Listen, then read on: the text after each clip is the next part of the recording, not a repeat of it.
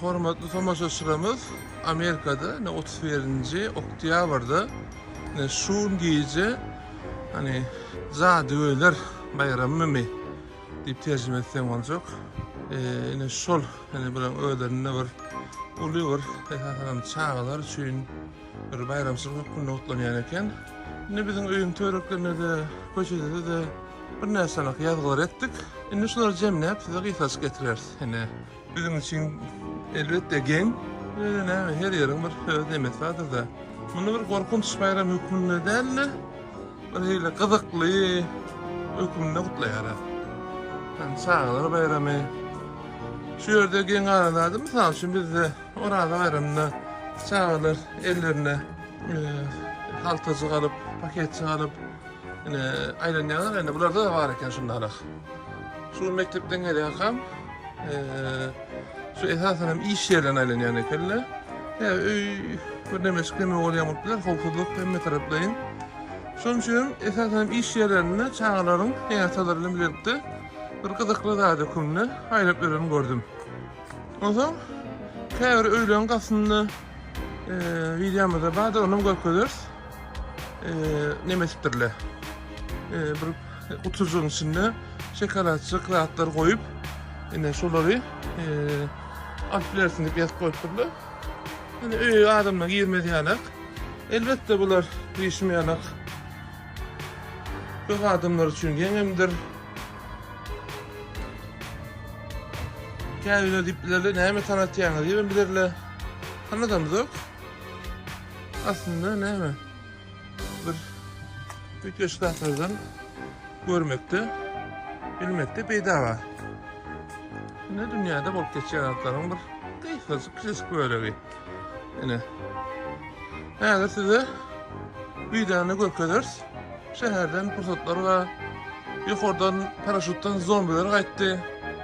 Düýnüňe ýazgatdyk ony. Hemmesini jemläp şunu aşam size getireriz.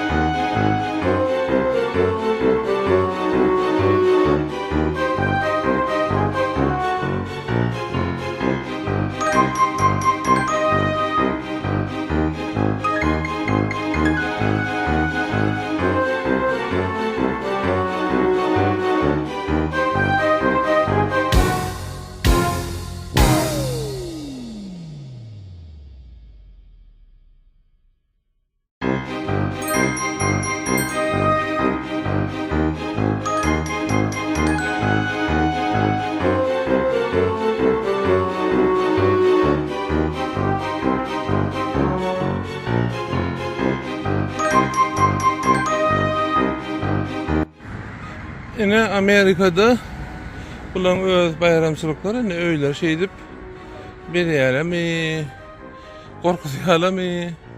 Köp öyle ne komşularymyzyň köpdatlaryň köşündalar köçäň uğruna görýärmi? Mazarlyk etipdirler. Ene lekin orada da umarında şöyleri zatlary köpsüň öýü şeyler. Ene bundan ne öldürse ledet alýarlar. Ene bu ýöreňe öz bayramçylygy